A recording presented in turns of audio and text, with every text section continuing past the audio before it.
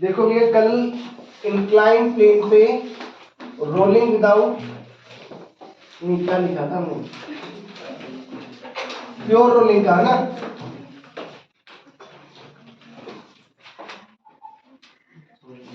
तो ये तो समझ में आ गया था कि स्मूथ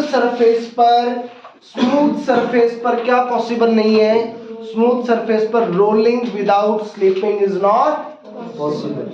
यानी कि फ्रिक्शन का होना जरूरी है, क्योंकि ना तो इसका वेट कोई टॉर्क जनरेट कर पा रहा है, ना ही नॉर्मल रिएक्शन। तो सिर्फ अब एक फोर्स बच जाती है, दैट इज फ्रिक्शनल फोर्स। ये आपका कंपोनेंट क्या आएगा, mg cos थीटा। ये वाला कंपोनेंट क्या आएगा, mg sin theta. This is normal reaction. और यहां क्या लग गया, फ्रिक्शन। यहां क्या लग गया आपका, फ्रिक्शन। ठीक है, तो कुल मिला के समझ में आ रहा है कि sir mg sin theta is responsible for, mg sin theta किसके लिए रिस्पॉन्सिबल है, it is responsible for translational motion, responsible for translational motion, translational motion के लिए रिस्पॉन्सिबल है। ठीक है, माने कि अगर mg sin थीटा नहीं हो तो ये बॉडी आगे नहीं चल पाएगी। अरे mg sin थीटा अगर नहीं हो तो ये बॉडी आगे चल नहीं पाएगी, ट्रांसलेटिंग मोशन नहीं हो पाएगा। अच्छा, ये डायरेक्शन क्या हो गई, अल्फा, और ये डायरेक्शन क्या हो जाएगी, एसी। कुल मिला के तीन वेरिएबल्स है आपके पास, एक एंगुलर एक्सेलरेशन है, एक आपका लीनियर एक्सेलरेशन है, और एक आपका फ्रिक्शन है। तीन इक्वेशन की बात करेंगे। यहां पर रोटेशनल मोशन के लिए कौन रिस्पॉन्सिबल है, which force is responsible for rotational, friction force is responsible for, it is responsible for rotational motion, it is responsible for rotational motion। किसके लिए, रोटेशनल मोशन के लिए रिस्पॉन्सिबल है। तो अब इक्वेशन लिखना शुरू करते हैं जरा। सबसे पहले इक्वेशन लिखते हैं अपन ट्रांसलेटरी मोशन के कारण, ट्रांसलेशनल मोशन के कारण, ट्रांसलेशनल मोशन के कारण। ट्रांसलेशनल मोशन के लिए इक्वेशन क्या लिखी जाएगी बताओ, mg sin theta minus friction is equal to m into AC, mg sin theta minus friction force is equal to m into AC. This is your first equation.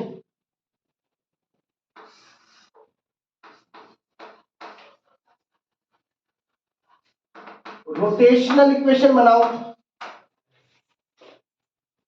Rotational में mg sin theta, mg cos theta और normal, ये कोई torque नहीं produce कर रहे।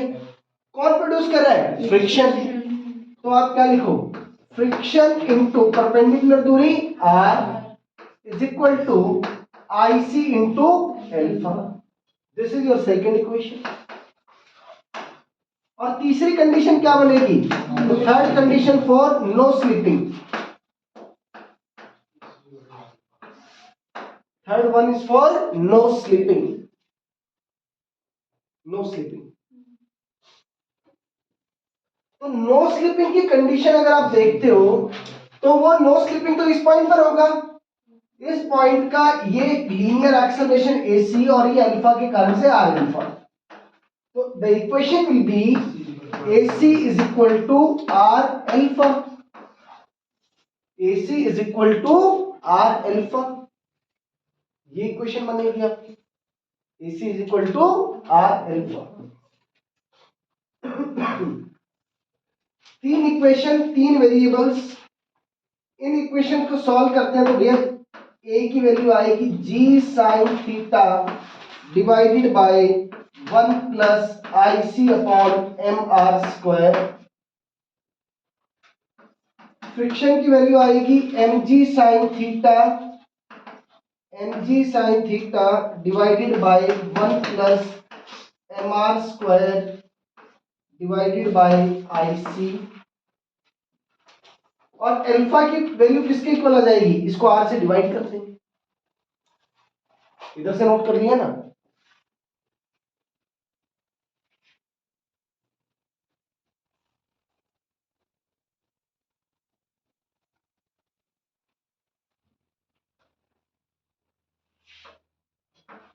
Alpha alpha is equal to AC by R, 1 by R g sin theta divided by 1 plus IC upon mr। ये तीन results आप याद भी रख सकते हो, तीन रिजल्ट आप याद भी रख सकते हो कि इंक्लाइन प्लेन पर इनफैक्ट इनका दो ही याद रखने की जरूरत है, या तो AC का याद रख लो तो अल्फा अपने आप याद हो जाएगा, R से डिवाइड करना है उसको। तो एक्सेलरेशन का फॉर्मूला तो क्या है, g sin theta upon 1 plus IC upon mr square. आपका फ्रिक्शन का फॉर्मूला क्या आ जाएगा, mg sin theta upon 1 plus mr square upon IC। अब आप एक बात देखो, जिसका मोमेंट ऑफ इनर्शिया कम होगा, जिसका मोमेंट ऑफ इनर्शिया कम होगा उसकी लीनियर एक्सेलरेशन ज्यादा होगी, उसकी लीनियर एक्सेलरेशन ज्यादा होगी, लीनियर एक्सेलरेशन ज्यादा होगी तो वो बॉटम पर ज्यादा जल्दी पहुंचेगा और ज्यादा स्पीड के साथ भी पहुंचेगा। So lesser is the IC, lesser is the IC माने कि moment of inertia, more is the AC, जितना ही ज्यादा AC की वैल्यू हो जाएगी, और जितना ज्यादा AC होगा द बॉडी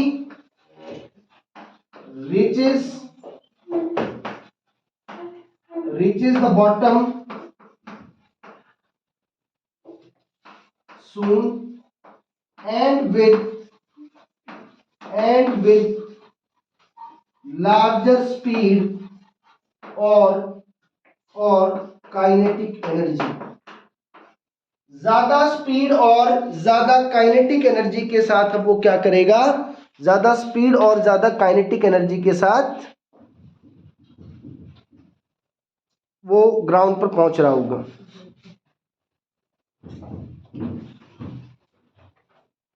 ठीक है,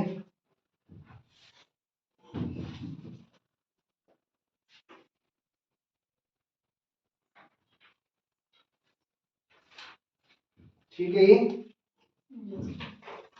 अच्छा यहां पर क्योंकि रोलिंग विदाउट क्या है, स्लीपिंग, रोलिंग विदाउट स्लीपिंग है, यानी कि कोई रबिंग यहां नहीं हो रही, कोई हीट डिसिपेशन नहीं हो रहा, तो आप यहां पर क्या कर सकते हो, you can conserve the energy. क्या कंजर्व किया जा सकता है, एनर्जी को कंजर्व किया जा सकता है।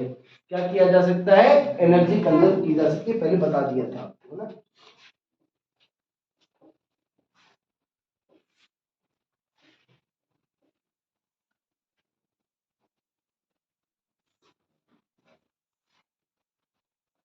चलो एक क्वेश्चन करते हैं इस पे।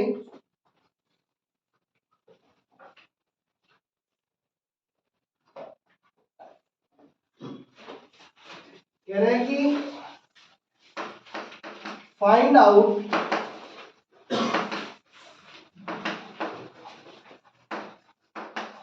Out minimum value of mu, find out minimum value of mu, find out minimum value of mu for rolling without slipping, for rolling without slipping if the body was disk or if the body is disk। पिछले वाले question के अंदर ही बात हो रही है कि अगर बॉडी क्या है, बॉडी अगर आपकी क्या है, डिस्क अगर है, तो उस केस में म्यू की मिनिमम वैल्यू बताओ। तो ये जो भी फ्रिक्शन की वैल्यू आई, it should be less than equal to what, it should be less than equal to mu S N. अरे इसकी वैल्यू लिमिटिंग फ्रिक्शन से क्या होनी चाहिए, कम होनी चाहिए ना।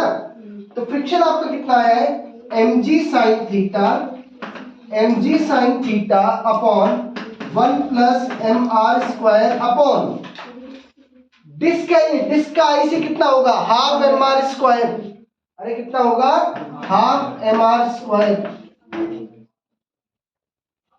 तो it should be equal to mu S into normal reaction कितना होगा इंक्लाइंड प्लेन पे, mg cos थीटा, mg से तो mg कैंसिल आउट, mr से mr कैंसिल आउट होगी।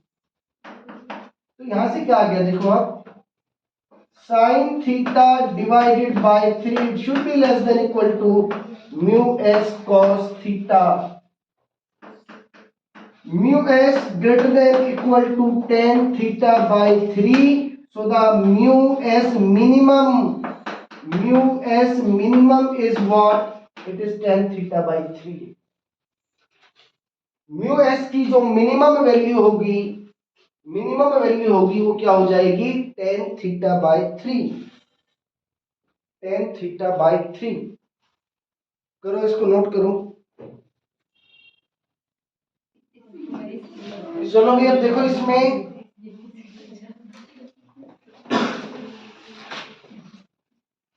रोलिंग विदाउट स्लिपिंग में, प्योर रोलिंग में एक बहुत बार क्वेश्चन आता है कि टोटल काइनेटिक एनर्जी का या फिर उनकी ट्रांसलेशनल और रोटेशनल काइनेटिक एनर्जी का रेशियोज पूछते हैं। Kinetic energy in pure rolling, kinetic energy in pure rolling.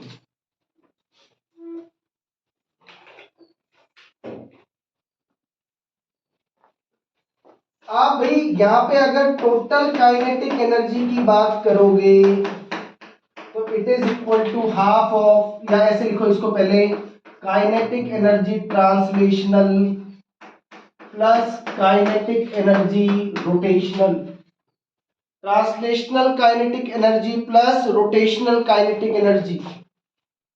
Translational kinetic energy is written as half of M V square and it is half of I omega square। ठीक है। For pure rolling के case में V is equal to क्या होता है बेटा, R omega. अरे V is equal to क्या होता है, R omega. So KE total can be written as, या ओमेगा को ऐसा करो, V equal to R omega ना, तो half of M V square plus half of I, omega की जगह क्या लिख दो, V square by R square. ठीक है,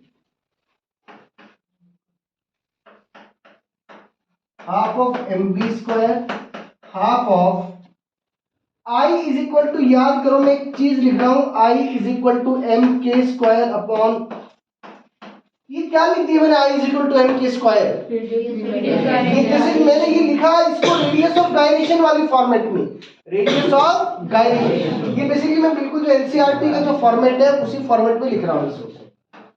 तो यहां से हमने क्या किया, half M V square, half M V square plus sorry 1 plus, बेटा ये यहां से क्या बनेगा, के स्क्वायर बाय आर स्क्वायर बनता है। अरे यही बनेगा क्या, so this is the total kinetic energy, half M V square bracket 1 plus K square by R square, where this K is radius of gyration, sorry. तो ये जो एक्सप्रेशन है आपका, ये एक्सप्रेशन आपको ध्यान रखना चाहिए। कई बार क्वेश्चन में पता है क्या पूछता है, कई बार क्वेश्चन में पूछेगा वो kinetic energy translational divided by kinetic energy rotational का रेशियो। ये सारे मैं कौन से किस पे कर रहा हूं, इंक्लाइंड प्लेन के रिजल्ट्स कर रहा हूं मैं। ये सारे कौन से रिजल्ट्स कर रहा हूं? इंक्लाइंड प्लेन के। तो ये तो क्या रहेगा बेटा? Half of I omega square, और ये क्या रहेगा? Half F B square. उल्टा लिख दिया, कोई बात नहीं, इधर ठीक कर दो। ये रोटेशनल और ये translational. So K rotational divided by K translational is equal to, आई को क्या लिख दो? एम के स्क्वायर। अरे आई को क्या लिख देता हूं? एम के स्क्वायर। और ओमेगा को क्या लिख दूं? V by R. तो ये क्या हो जाएगा? V square by R square, और ये V square.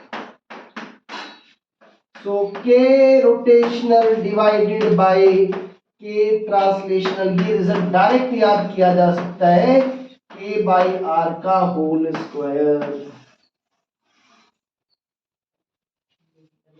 K by R का होल स्क्वायर। के क्या है यहाँ पर? Radius of gyration. कहीं कोई काइनेटिक एनर्जी मत समझ लेना यार इसको। ये रेडियस ऑफ गायरेशन, और आर आपका क्या हो गया? उस बॉडी का रेडियस।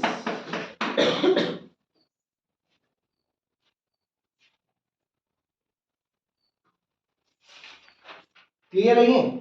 अच्छा, मैं अगर आपको कहूं कि टोटल काइनेटिक एनर्जी और ट्रांसलेशनल काइनेटिक एनर्जी का रेशियो बताओ, what is the ratio of total kinetic energy? अरे ऐसे ये है तो कुछ नया नहीं है इसमें, इसी का ही मैथ्स है, उसी को रीअरेंज कर रहा हूं। ध्यान करो, ये क्या चीज है? This is translational kinetic energy. तो इसी के साथ आप क्या लिख सकते हो? के ई total divided by K E translational divided is equal to 1 plus K square by R square.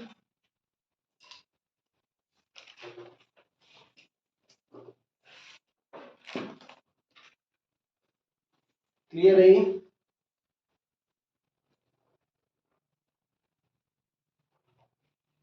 कर लिया नोट? करो करो करो, जल्दी से नोट करो, फिर एक क्वेश्चन और करते हैं। तो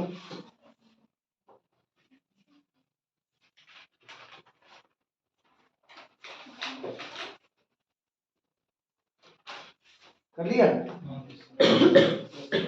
अरे इसको करना क्या है?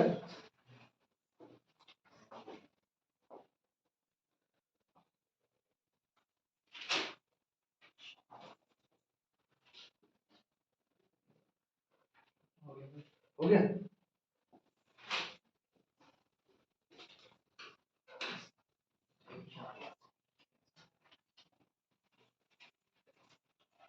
तो ये जो रिजल्ट्स है अगर डायरेक्ट याद रह जाए तो भी कोई दिक्कत नहीं है, 2-4 बार प्रैक्टिस करोगे तो हो ही जाएगा।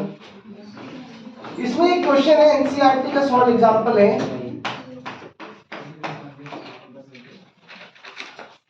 क्वेश्चन कह रहा है कि आपके पास एक रिंग है, एक आपके पास सॉलिड सिलेंडर है, और एक आपके पास क्या है? Solid sphere. इन सबको आपने क्या कर दिया?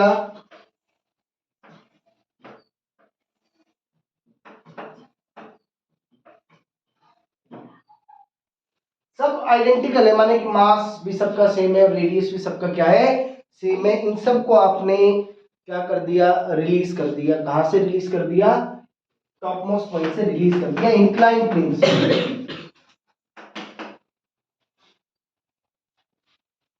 अब अलग अलग सवाल पूछा जाता है कि टॉप बॉटम मोस्ट पॉइंट पे पहुंचे तब वेलोसिटी बता दो, उसकी स्पीड बता दो, या काइनेटिक एनर्जी बता दो।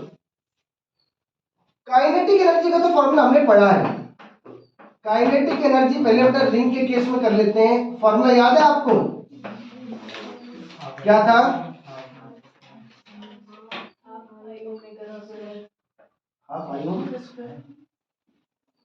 काइनेटिक एनर्जी का फॉर्मूला नहीं, वो टोटल की बात करेंगे ना बेटा। प्योर रोलिंग करता हुआ आएगा ये तो। अरे तो क्या करता हुआ आएगा? प्योर रोलिंग करता हुआ आएगा। तो जब वो प्योर रोलिंग करता हुआ आएगा तो आपको उस केस में एक चीज बताना के लिए बताया था आपको। रेडियाई सबके सेम है, which of the body reaches the ground with maximum velocity, ये बताना है कि कौन सी सबसे ज्यादा वेलोसिटी के साथ पहुंचेगा, ये बताना था। और ये आपको दे रखा हाइट h। करें जरा, देखो बेटा, देखो एक सेकंड, क्या एनर्जी कंजर्व है? क्या एनर्जी कंजर्व है? जब ये पार्टिकल, कोई भी पार्टिकल यहाँ पे हो, जब बॉटम मोस्ट पॉइंट पे पहुंचेगा तो उसके बाद जो टोटल काइनेटिक एनर्जी होगी that is equal to half M V square 1 plus K square by R. ये रिजल्ट हमने अभी डिराइव किया है। अरे इसमें कोई दिक्कत? तो अब मुझे एक बात बताओ कि क्या मैं कंजर्वेशन ऑफ एनर्जी लगा सकता हूँ इस पॉइंट पर, इस पॉइंट पर? इनिशियली तो काइनेटिक एनर्जी क्या है? mgh, sorry initial potential energy क्या है? mgh। जब वो यहां पहुंचेगा तो उसके पास अब कोई पोटेंशियल एनर्जी नहीं बची, सिर्फ क्या बची है? Kinetic energy. It should be equal to half of m v square 1 plus k square by r square. Clear है ये बात? तो यहां से क्या आ गया? v square 1 plus k square by r square is equal to 2gh। v is equal to, और v square is equal to 2gh upon 1 plus k square by r square. ठीक है, तो देखो सबसे पहले हम कर लेते हैं किसके लिए? रिंग के लिए। बेटा रिंग के अगर आप बात करो तो रिंग का मोमेंट ऑफ इनर्शिया कितना है? M are square which is equal to M के स्क्वायर। तो भैया के स्क्वायर की वैल्यू किसके बराबर आ गई? R square. अरे यहां से बेटा क्या आ गया? R square is equal to K square. इस वाले फॉर्मूले में पुट करो V square of ring, V square of ring is 2gh upon 1 plus K square is equal to are square. 1 आ गया। तो वेलोसिटी ऑफ रिंग जब वो ग्राउंड पर पहुंचेगा it will be equal to under root of gh। किसके equal आया बेटा? ये अंडर रूट ऑफ gh। अगर मैं आपको कहूं कि सॉलिड सिलेंडर, तो बेटा सॉलिड सिलेंडर का moment of inertia half m are square, it should be equal to M के स्क्वायर। के स्क्वायर की वैल्यू किसके बराबर आ रही है? R square by 2। K square is equal to are square by 2। इस के स्क्वायर की वैल्यू को यहां पुट कर दो फिर से। V of cylinder is equal to 2gh upon 1 plus 1 by 2। V of cylinder is equal to under root of 4gh by 3। ये किसकी स्पीड आ गई आपकी? किसकी वेलोसिटी आ गई? सिलेंडर की।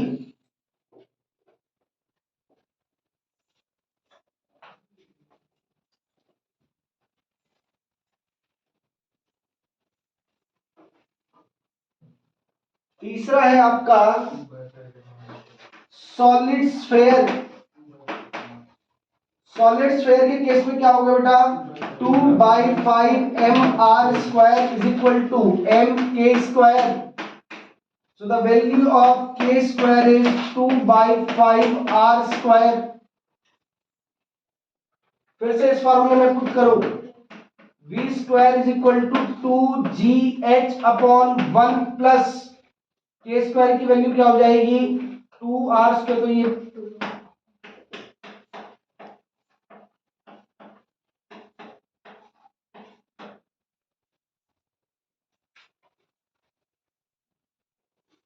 तो आप मुझे बताओ कि सबसे ज्यादा, देखो ये तो रूट gh आया, ये वेलोसिटी ऑफ सिलेंडर ही लगभग कितना आ जाएगा? 1.33 gh। ये 1.43 gh ऐसे कुछ आएगा। ये आपका आया है स्फेयर। तो आपने ऑब्जर्व किया कि सबसे ज्यादा स्पीड किसकी आई? स्फेयर की, उसके बाद सिलेंडर की, और उसके बाद रिंग की। आप ये तो सारा हमने सॉल्व कर लिया, बट डायरेक्टली अगर हमें बताना होता तो हमने अभी पिछला केस डिस्कस किया था कि जिसका मोमेंट ऑफ इनर्शिया कम वो सबसे जल्दी पहुंचेगा, वो सबसे जल्दी पहुंचेगा, और दूसरी बात ज्यादा काइनेटिक एनर्जी के साथ, ज्यादा स्पीड के साथ पहुंचेगा। तो वही सेम रिजल्ट यहाँ है, सबसे कम मोमेंट ऑफ इनर्शिया स्फीयर का, उसके बाद सिलेंडर का, और उसके बाद रिंग का। तो वही इनका रेशियो किसका भी आ गया, वही रेशियो इनका, मतलब पहुंचने का रेशियो भी वही होगा, टाइम का रेशियो भी वही होगा, और स्पीड वाली चीज भी ऐसी आएगी, सिमिलर तरीके से आएगी। सो this is all about rotation. ठीक है, ये रोटेशन आपका यहीं पे खत्म। इसमें क्वेश्चंस और है, आप क्वेश्चंस अपने लेवल पे और कर सकते हैं, और जो भी डाउट्स है वो आप मुझे बताते हैं, वो बता देंगे। ठीक है, थैंक यू।